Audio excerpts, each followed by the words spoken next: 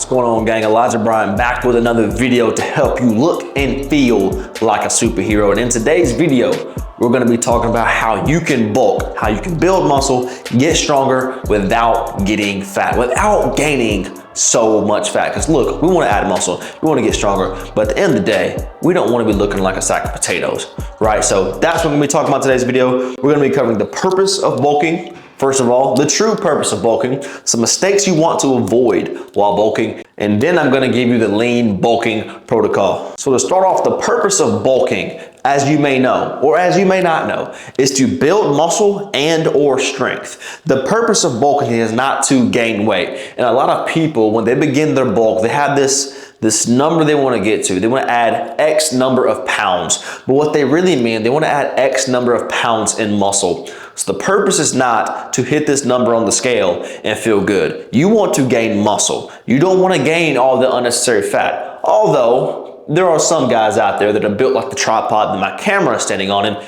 you can afford to gain a little bit of fat. But most people, when you refer to bulking, what you actually mean is you want to add some muscle to your skinny frame, which is an awesome thing to do. So one of the first mistakes you want to avoid is starting a bulk when you're already fluffy. If you're already at 25% body fat, brother, sister, you do not need to be going on a bulk. You want to slim down a little bit, get down to about 10 to 15% body fat, then go on that bulk. And the reason I say that is because when you're already at 25% body fat, or you have no visible abs, no vascularity, no visible veins, you have a shorter runway for your bulk. Because look, you're probably watching this because you have bulked before and you've gotten fat and you've gotten halfway through your bulk and you're looking down, you're like, man, I look terrible. I want to cut again. And this is because you're starting your bulk when you're already too freaking fat. When you're lean and you're vascular and you're doing your bicep curls in the mirror, you're seeing the veins popping out, that's motivating, right? But when you go on a bulk, you don't get that same feedback. You can't see the striations in your muscles as well. You can't see the veins popping out as well. You may feel strong and look bigger, but you're not getting that motivation from seeing your veins pop out and your muscles just shredded to the gills, right? And you can still see that up until about 15% body fat, depending on the person, because everybody's different. But the last thing you want to do is start a bulk when you're already too fluffy, because you're going to lose your motivation halfway through. And here you are starting your cutting phase on week 6 of your bulk. So by you trimming off some of that excess body fat before you decide to bulk, you're gonna be able to bulk for a much longer time and gain much more muscle before you start to lose that motivation from seeing yourself looking great in the mirror. The second mistake you want to avoid is eating junk calories. Now, I'm going to get into this later in the video, but the only way to actually gain weight is to be in a calorie surplus, to be eating more calories, to be consuming more calories than your body is burning. The problem is when most people go on their bulk, they think they can eat whatever they want to, and as long as they're gaining weight, they're gaining muscle. Let's just say you're in a 500 calorie surplus. If those 500 calories are coming from honey buns and cereal and potato chips, you're not gonna give the body what it needs, that good high quality protein that it needs to actually convert that extra weight into muscle. So you don't wanna be getting those excess calories from just anywhere. So the ratio of your macronutrients is what's going to decide what that extra pound that you're gaining per week is looking like. If those extra 500 calories are coming from junk, more than likely, most of that 500 calories, most of that pound that you're trying to gain a week is going to be fat. In turn, if that extra 500 calories was coming from high quality protein and carbohydrate sources, that extra pound, more of that extra pound is going to convert into muscle. The third mistake is taking it too far, taking the dang bulk too far. Everybody knows the guy that's been bulking for the last 2 freaking years. And every time you talk to him, he's like, yeah, I'm gonna bulk for another 6 months. You're looking at him, you're like, bro, you're 5'8", 300 pounds. Why are you still bulking? So the longer you bulk, the longer you're going to have to cut to get back to that desired body fat percentage. And by the way, the only reason people go on bulks and cuts is to look bigger when they're leaner, right? You go on a bulk to build muscle. So therefore, when you go back into your cutting phase, you look bigger at that same body fat percentage. But some people, they bulk for so dang long and they add so much body fat that when they decide they want to cut, it's going to take them a freaking year to get all this excess body fat that they've been adding on over the course of this time. The only way to lose weight and burn body fat is to be in a calorie deficit. And anytime you go in a calorie deficit, your body goes in a catabolic state and you will lose a small percentage of muscle when you're in this cutting phase. There's things we can do to minimize that and hold on to that muscle, or maybe even build some muscle. But most of the time, especially when you get into those leaner, those lower body fat percentages, you're starting to chew into some of those muscle fibers we've been building on. So the longer you're in this cutting phase, the more muscle you're gonna lose. So this fourth mistake is one of my favorites, something I really did when I was in college before I knew what the heck I was doing. I was still jacked in college, but if I would have known this mistake to avoid, I would have been even more jacked. You see, most people think when they go into bulk, you know, as long as I'm in the calorie surplus, it's okay. I'm trying to gain weight. I can take in whatever I want to take in. And this kind of relates to the dirty bulking thing. I can just take in, I can eat or drink whatever I want to as long as I'm adding mass on the scale, you know? Not only does alcohol have calories, that's not the worst part, but what do you do when you drink alcohol? Where are you going after you get a few beers in with the boys? Where are you going after you get shots all dang night? You're going to cookout, you're going to McDonald's. Next thing you know, you're in the dang gas station getting one of those twisted up, toasted hot dog churro looking things. I don't know what they call them. By the way, they are amazing. But when you eat 10 of them because you're drunk, you are really starting to add a bunch of unnecessary stuff onto you. Now, when your body is trying to get rid of this poison, all this alcohol that you're consuming, it's not going to be able to build muscle. So that workout you had that day or the last couple of days and you're sore, the alcohol is going to take priority in your body. Your body is going to want to get rid of this alcohol in your system before it starts to rebuild muscle. And throughout the process of your body trying to get rid of the alcohol, you're going to be missing out on some gains. You can't build muscle. Your body can't repair muscle and get rid of alcohol at the same time. So when you're consuming more alcohol because you think you're in a bulk and you can eat whatever you want to, you're going to be killing your gains. I did this myself. I didn't know what the heck I was doing.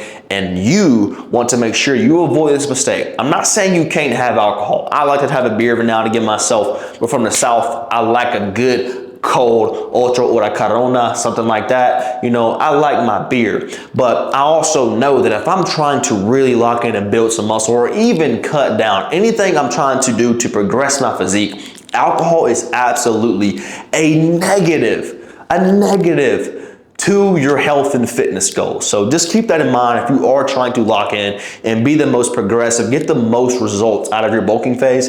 You do not want to take this as an opportunity to consume more alcohol just because you're trying to bulk. And the last mistake is setting unrealistic goals. If you're 150 pounds and you want to get to 200 pounds within the next 6 months, brother, it's not going to happen.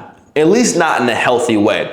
You can get to that 200 pounds. What is that? That's about 10 pounds, 8 to 10 pounds per month, right? And the only way to gain 8 to 10 pounds a month is to gain, 2.5 pounds a week. And your body can't gain that much muscle in a month. I'm going to get into that on the next slide, but if you're trying to add 50 pounds in 6 months, 90% of that weight that you're adding on is going to be fat. Think about it like this. If you want to gain just 2 pounds per week, 8 pounds per month, you're going to have to be in a 1,000 calorie surplus per day. So whatever your maintenance macros are, your maintenance calories is, say it's 2,500. If you're trying to gain 2 pounds a week, you need to be at 3,500 calories a day. And the interesting thing about the human body is that it's very adaptive. So if you've been eating this 3,500 calories for long enough and you're starting to gain weight, eventually you got to increase that even more. So what your maintenance used to be at 2,500, about 3 months in, it may be at 3,000 now. So in order to keep gaining 2 pounds per week, now you got to take in 4,000 calories a day, brother. So you also got to be prepared to buy more food and eat more food, and you're setting yourself up for failure. So set goals that are achievable unless you just want to get fat.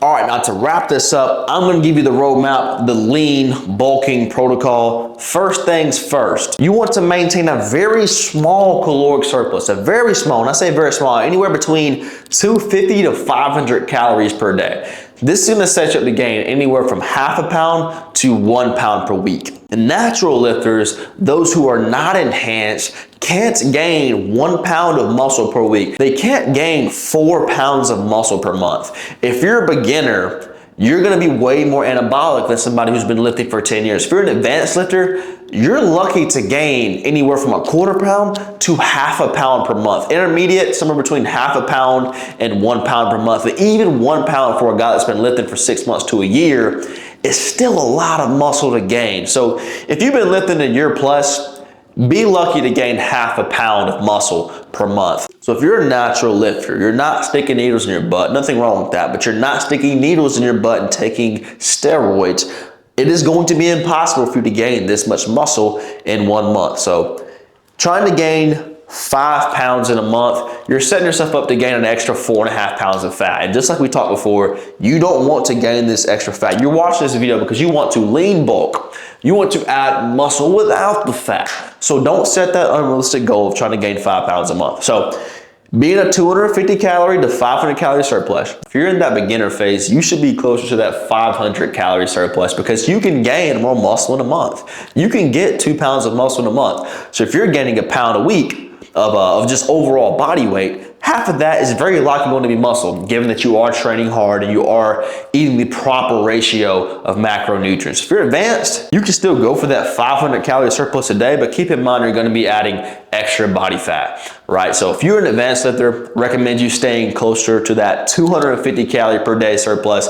That way you're only adding a pound of fat with that half a pound per muscle. And when it comes to the macronutrient side of it, you want to be getting anywhere from 0.7 to 1 gram of protein per pound of body weight. If you're a guy, you want to be closer to that 1 pound mark. So let's just say you're 200-pound guy. You need to be eating anywhere from 140, I think I got that right, 140 grams to 200, but I recommend you being closer to that 200 because you're a guy. Men generally have more muscle mass. If you take an untrained male, an untrained female, the male is going to have more muscle mass than the female. So if you're a male, you're going to be closer to that 1 gram per pound of body weight. If you're a female, you naturally have less muscle, less lean muscle tissue. You want to be close to that 0.7. And the rest of your calories should be split between carbs and fats. I'm not going to give you an exact ratio here because some people respond differently. Everybody is different. If you feel good on a high carbohydrate diet with a little bit lower fat, go for it. There's some people who feel great on a higher fat and a low carb diet. Whatever works for you. At the end of the day, all that matters is that you're getting sufficient protein. You're getting that 0.7 to 1 gram per pound of body weight of protein, and you're getting that overall maintenance level of calories plus the 250 or 500. If you're in a calorie surplus and you're getting the proper amount of protein, you're going to be gaining good, high quality muscle along with a little bit of fat too. That's okay. We just don't want to gain too much fat. I go more so for the higher carb split just because I want to have stronger, more explosive workouts, and carbohydrates are the best energy source for that. Fats aren't as powerful of an energy source as carbohydrates. So me personally, if you're doing high intensity training, you definitely want to get more carbs in, but at the end of the day, it doesn't really matter. Hit your calories, hit that calorie surplus we've set, and hit the protein, and you're good. You're going to be gaining muscle, you're going to be gaining weight. Last thing is pretty simple, train to failure. Train your muscles really freaking hard. And I know there's this thing about leaving, 2 RIR, so 2 reps in reserve. That's a great idea, but the truth of the matter is most people never train to failure anyways. If you go into a working set, you got this 2 reps in reserve. So that means you go in and you go until you feel like you can do 2 more reps. But if I held a gun to your head, I promise you could probably do about 10 to 15 more reps. So we really underestimate how many reps we can actually do. So that's why I always tell people to train to failure, because even when some people train to failure, myself included sometimes, my failure can also be a lazy, unmotivated failure. And even though I think I'm going to failure, I can probably squeeze out another 4 or 5 reps if I really wanted to. So I always tell people, go until your muscles are hurting, because that's when you're going to get as close as possible to that failure range, or at least close to that 2 RIR, that 2 realistic RIR. And I'm not going to give you exact exercise in this video, but train really hard. Whatever you're doing, when you go into the gym for that 45 minutes to an hour and a half, you should be balls to the wall. Your muscles, you should be walking out of the gym with your chest tight like this, or your arms should be dangling because they're hurting so bad. Train your muscles to failure. If you're not going to push your body to its limits, you're not gonna grow. In order for your muscles to grow, you gotta rip the dang muscle fibers open. You gotta rip your muscle fibers to the threads in order to have that protein to go into. If there's no tears in your muscle, there's nowhere for the protein to go into. So you gotta create those tears. And when your body is hurting, when your biceps are hurting when you're doing curls, that's how you know you're making some tears. If your biceps aren't hurting when you leave the gym, you probably didn't work them hard enough. So that is how you're going to add muscle, add strength without adding an unnecessary amount of body fat. Now, I also want to mention for a final note, at the end of the day, there's nothing wrong with adding a little bit of body fat. There's nothing wrong with having a little bit of pudge on your bulk. Most people, they quit their bulk halfway through because they're not happy with the way they look. In order to gain this muscle, you're gonna add a little bit of body fat. Accept that. Of course, you wanna minimize this as much as possible by keeping our calorie surplus lower, but you gotta accept it. In order to gain muscle, you're gonna gain a little bit of fat, and that is okay, brother. So look, hope you got some value out of this video. If you did, click that subscribe button. I'm gonna have some stuff in the description of this video if you want a little bit of extra help, a little bit of some extra tips and whatnot. But look, appreciate you watching. Hope you come back to the next one.